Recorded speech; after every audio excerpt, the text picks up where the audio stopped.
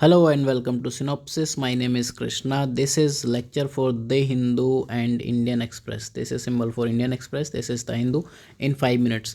तो बेसिकली ये UPSC civil services prelims के लिए कोर्स है, लेकिन कल एक कमेंट सेक्शन में किसी ने पूछा था कि क्या ये नोट्स मेंस के लिए भी यूज़फुल होंगे। तो मेरा आंसर है यस, मेंस के लिए ये नोट्स यूज़फुल हैं। अप्रॉक्सीमेटली 80% आपका मेंस इससे तैयार होता है, थोड़ा बहुत 10 to 20% कुछ एक्स्ट्रा फैक्ट्स होते हैं जो मेंस में ऐड होते हैं, लाइक कोर्ट के जजमेंट हो गए, बुक रिव्यू हो गए और केस स्टडीज़ हो गई। अपार्ट फ्रॉम दैट मेंस में कुछ नया नहीं होता है करंट अफेयर्स में। आपको बस थोड़ा सा डायनामिक्स समझने की नीड होती है। अगर आप थोड़ी सी चीज़ों की डायनामिक्स, उनका प्रोसेस समझते हो, या फिर आपने ये करंट अफेयर्स या कोई भी source, newspaper, even Dainik Jagran तक, वो भी आपने फॉलो किए हैं साल भर, तो आप मेंस की डायनामिक्स फॉलो कर सकते हो।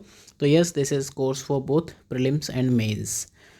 तो 25 नवंबर का जो कोर्स है, this is website, this is Telegram channel. तो इसमें देखते हैं क्या क्या चीज़ें न्यू है। IRNSS, तो टॉपिक ये नहीं है, टॉपिक है जो न्यूज़ में है, IMO, इंटरनेशनल मैरीटाइम ऑर्गेनाइजेशन। ये एक UN की बॉडी है जो शिपिंग के लिए सेफ्टी और सिक्योरिटी बनाए रखने के लिए रिस्पॉन्सिबल है। तो इसकी एक कमेटी होती है IMO की, मैरीटाइम सेफ्टी कमेटी। इसका एक सिस्टम चलता है WWRNS, world wide radio navigation system.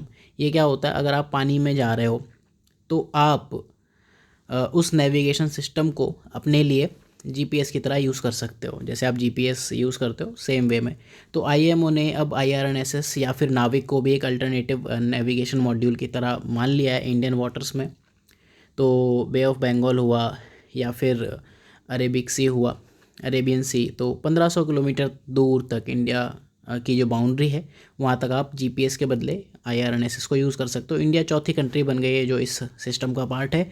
बाकी जो 3 नेविगेशन इसका पार्ट हैं वो US का GPS, रशिया का ग्लोनास और चाइना का बेइदो, ये आपको याद करने पड़ेंगे। IRNSS के 2 मेन पार्ट हैं। एक स्टैंडर्ड पोजीशन है इसकी, जो सभी यूज़र्स के लिए, एक रेस्ट्रिक्टेड सर्विस है जो सिर्फ और सिर्फ मिलिट्री के लिए देता है। तो इसको हम डिटेल में ऑलरेडी स्पेस साइंस वाले लेक्चर में पढ़ चुके हैं। This is not a topic for current affairs जो हम यहाँ डिस्कस करने जा रहे हैं। अब यहाँ पर कुछ पर्सनैलिटीज़ हैं जो न्यूज़ में रही हैं, उसमें से एक है सर छोटू राम। इनके नाम के पहले सर लगा है, तो सर का मतलब ब्रिटिश सरकार जिन्हें नाइटहुड की उपाधि दे देती थी, उनको हम सर कहते थे। मॉडर्न हिस्ट्री में आपने पढ़ा होगा कि एक पर्सन ए ने एक रिवॉल्यूशन मूवमेंट हुआ था, कोई एक इवेंट हुआ था बी, उसके बाद अपनी नाइटहुड की उपाधि त्याग दी थी। Can I know the name of person A and event be in comment section, अगर आपको याद हो। तो ये जो सर छोटू राम थे, ऑप्रेस्ड कम्युनिटीज़ के लिए पंजाब में काम करते थे। अब इन्होंने एक नेशनल यूनियन पार्टी फॉर्म की थी।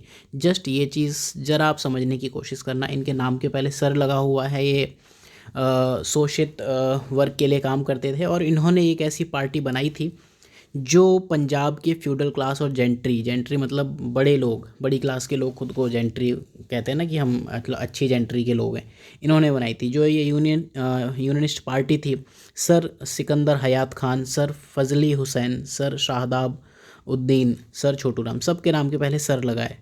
तो ये आपको चीज़ें समझ आती होंगी। तो ये जो पार्टी थी, वर्ल्ड वॉर फर्स्ट से लेकर पार्टीशन ऑफ इंडिया तक काफ़ी पॉलिटिक्स में रही। देन एक जो और पर्सन इन न्यूज़ है, PIN लचित बोरफुकान, अहोम किंगडम में एक ये कमांडर हुआ करते थे। एक बैटल हुआ था 1671 में मुगल्स के साथ में, बैटल ऑफ सराय घाट, ये ब्रह्मपुत्र रिवर के पास में गुवाहाटी में हुआ था। तो मुग़ल फोर्सेस को इन्होंने हरा दिया था इस बैटल में। मुग़ल फोर्सेस का कमांडर थे राम सिंह। अब मुस्लिम फोर्स के कमांडर है Ram Singh. Again you should think about this. और हिंदू मुस्लिम डिबेट, आपको उससे दूर रहना चाहिए। कल मैंने आपको बताया था क्यों आपको पार्टी B या पार्टी C इनकी डिबेट से दूर रहना चाहिए। आज आपको हिंदू और मुस्लिम डिबेट से क्यों दूर रहना चाहिए।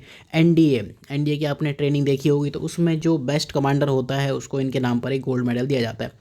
इसके बाद नेशनल न्यूट्रिशन मिशन, पोषण अभियान कहते हैं, 2018 की एक फ्लैगशिप स्कीम है जो कहती है कि हम nutrition outcome children, pregnant women और लैक्टेटिंग, जो दूध पिलाती हैं बच्चों को, उनके लिए है। तो साथ में इसके एक स्ट्रेटजी नीति आयोग ने बनाई है, जो इसे बैक करती है, नेशनल न्यूट्रिशन स्ट्रेटजी। आपने पीएम के जो कुछ भाषण सुने होंगे, कुपोषण मुक्त भारत, ये वही है पोषण अभियान। तो मेल न्यूट्रिशन फ्री इंडिया, कुपोषण को इंग्लिश में मेल न्यूट्रिशन कहते हैं, 2020 तक। तो कुछ पैरामीटर्स हैं, स्टंटिंग, अंडर नरिशन, एनीमिया और लो बर्थ वेट। स्टंटिंग का मतलब होता है लो हाइट अपॉन वेट।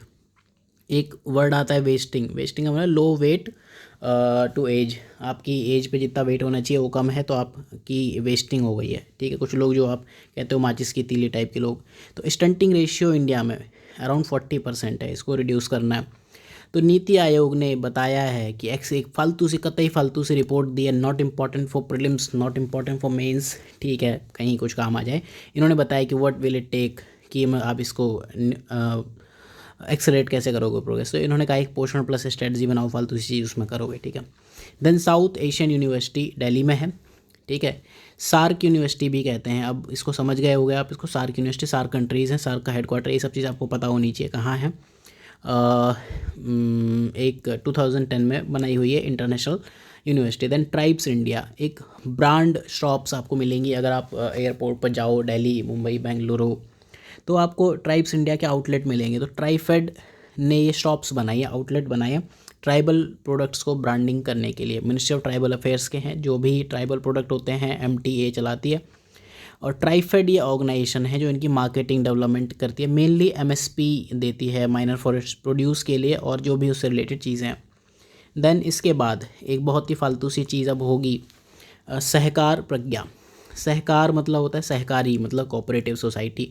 तो प्राइमरी कोऑपरेटिव सोसाइटी अब हेल्प करेंगी, बड़े हेल्प करेंगी आत्मनिर्भर अभियान में। फार्मर्स को ट्रेनिंग दी जाएगी NCDC के द्वारा, मिनिस्ट्री ऑफ एग्रीकल्चर डेफिनेटली इसको चलाएगी। देन जर्मनी में अगर एक लिस्टेड कंपनी है तो वुमेन को मैंडेटरी कोटा दिया जाएगा सीनियर मैनेजमेंट पोजीशन में, उसे हम बोर्ड रूम कोटा कहेंगे। देखो जर्मनी या यूरोपियन कंट्रीज़ में आप ये मानते हो कि जो सेक्सुअल इक्वालिटी है वो अच्छी होनी चाहिए, बट कंट्रेरी टू जो आपका ये पॉपुलर बिलीव है वहाँ पर ये सब चीज़ें नहीं है। यूरोपियन सोसाइटी बहुत ही ट्रेडिशनल और बैकवर्ड लुकिंग सोसाइटी मानी जाती है, दे आर नॉट फॉरवर्ड, ये चीज़ ध्यान रखना। देन बहुत सी मोबाइल ऐप्स जो बैन कर दी जाती हैं बार बार, तो मेटी चलाती है ये सब programme. Section 69A of IT act 2000 इसके अंदर होता है, अगर आपकी कंट्री को थ्रेट है किसी भी तरह का तो ये ऐप्स बैन की जा सकती हैं। ICCC, ठीक है, IC4 कहते हैं इसको। तो Indian cyber crime coordination centre या MHA की है, उसने रिपोर्ट्स दी थी। देन इसके बाद कुछ चीज़ें जो न्यूज़ में होती हैं that I am not going to explain here, एक ब्रह्मोस मिसाइल, दूसरा लोक अदालत और तीसरा आपका नॉर्थ ईस्ट मानसून डेफिसिट, हर साल ये न्यूज़ में आता है। तो ये चीज़ें I am not going to teach you here क्योंकि ये सब स्टैटिक का पार्ट है, बट ये चीज़ें न्यूज़ में रहती हैं तो आप अपने नोट्स रिवाइज़ करो। तो मिलते हैं अगले लेक्चर में। You can follow me here और हेयर, यहाँ पर आपको नोट्स मिल जाएंगे इस सेक्शन के, weekly PDF you can download daily. आप ये topic if you want to do copy paste और ever note whatever you want to do you can do. So thank you for watching, this is the website synopsisis.in। यहाँ पर ये link आपको updated 2 दिन में मिलने शुरू हो जाएंगे। तो मिलते हैं अगले लेक्चर में, तब तक के लिए ध्यान रखिए।